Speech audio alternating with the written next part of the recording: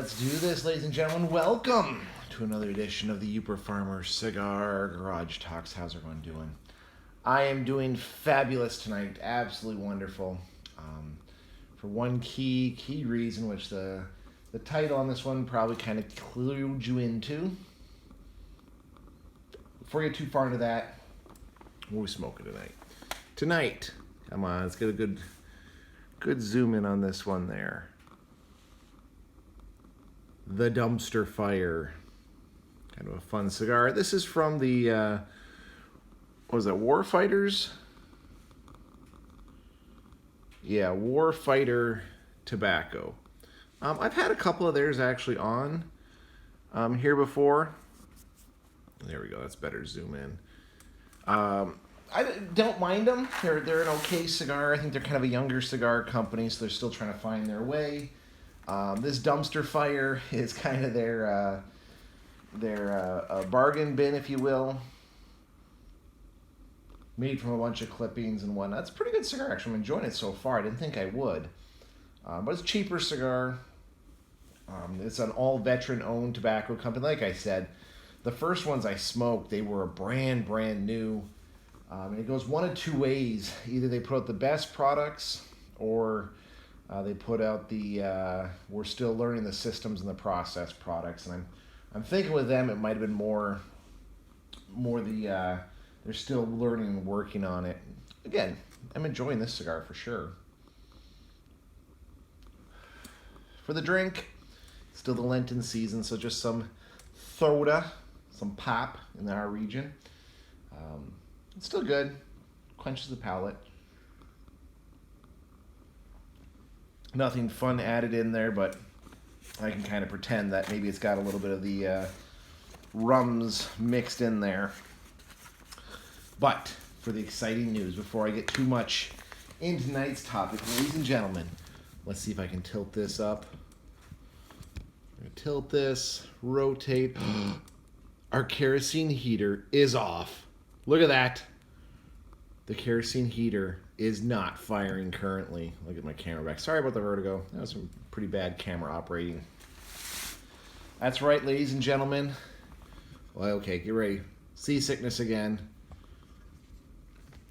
We have the furnace. And I think with her, the wood stove. And with that, I believe it's time to cue the montage.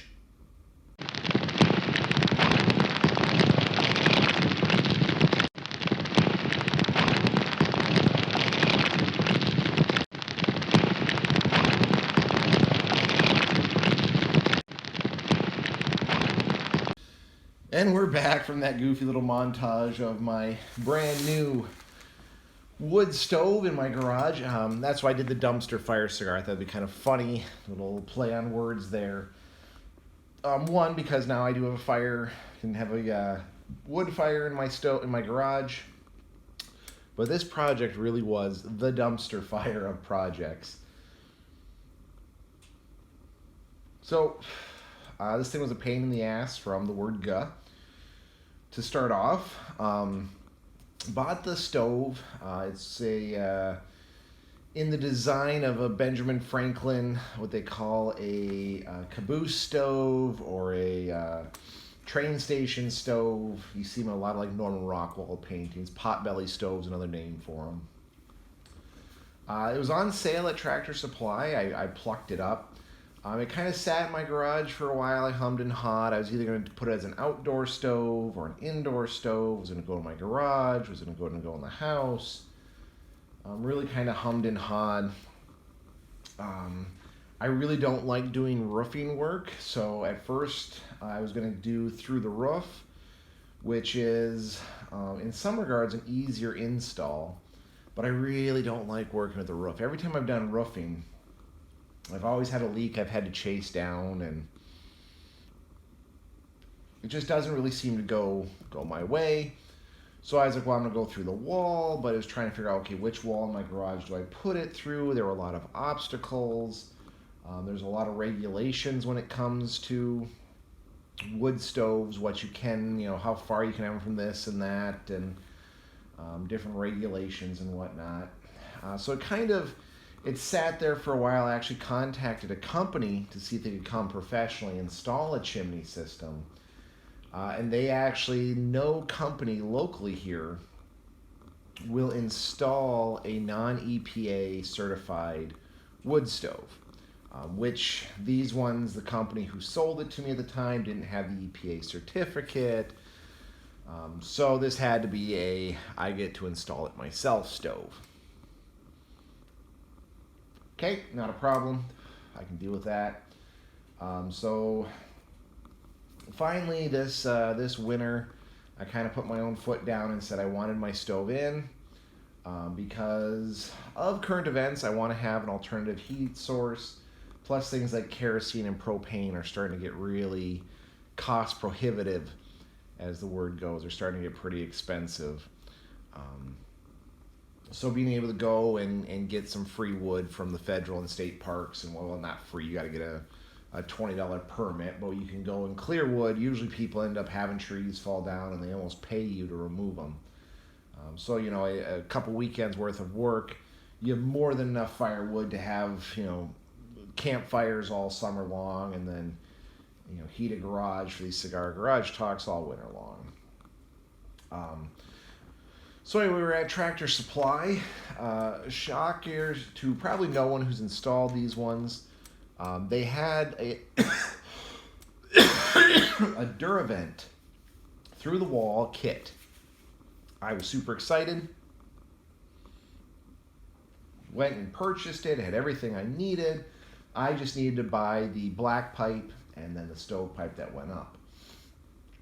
Well, get it home. Ran by our other local hardware store, a big box change one, but I'm not giving them any free press. Bought their stovepipe, get home, and it turns out you cannot mix and match different types of stovepipe. The lockers and connectors are all different. They're all off by millimeters and whatnot, so this won't seat right. So I try to find the Duravent piping, and no one locally carries it. The hardware store I could order it from, again, not going to use their name, big box store. They wanted a ridiculous arm and a leg, even looking on like a few online sources, because it's kind of late in the season and some of these supply chains have been cut off. I could not find the Duravent piping system, so I had the through the wall kit, but I did not have the chimney pipe to go up over my roof. So kind of pissed, I decided, well, you know what, I'm going to take my ball and go home. I returned the Duravent and then bought this other chimney system, which I thought I could get all the parts from one of these big box stores, because you had to buy each individual part. They didn't have the kit. That was a mistake. Buy the through-the-wall kits. I know they're going to be more expensive. You think you can just buy the individual pieces, but you can't. Some of the pieces are aftermarket. Some of them don't fit. Some they don't sell. I was just angry at this project again and again.